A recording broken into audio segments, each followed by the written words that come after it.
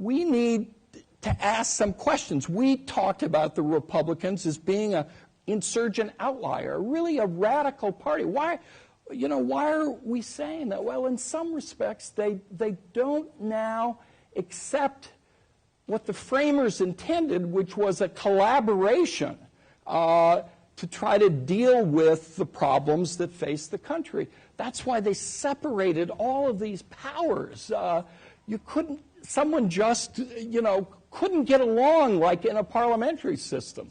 But they don't believe in that kind of collaboration now. Even rank and file Republicans overwhelmingly say, don't compromise, stand by your principles. And then they say the principle is, we got to deal with these deficits and debt, but the solutions have nothing to do with solving that problem. I mean, if you're in a hole and you have deficits, do you keep digging by cutting taxes first? Most, is that the way to? No, that's because you believe in low taxes.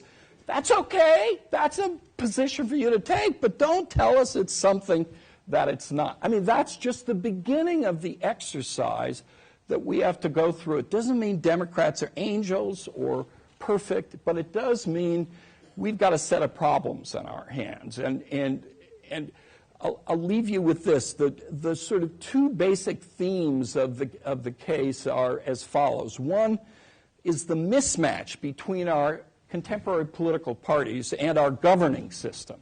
We have parliamentary-like parties, as Norm said, ideologically pretty coherent, individually polarized between them, and vehemently adversarial, thinking strategically all the time, each day, how do we get those guys and advance our chances to claim power?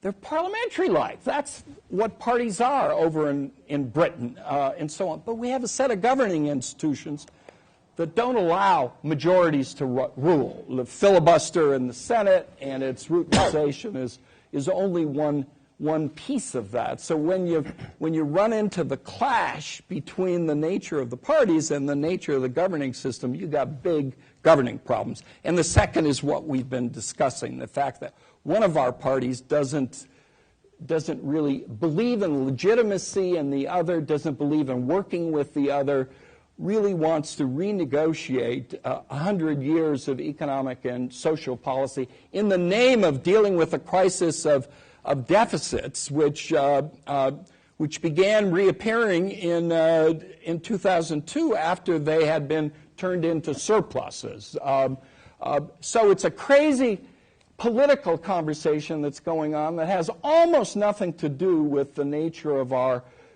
political dysfunctions, and our hope is that this book will change the conversation.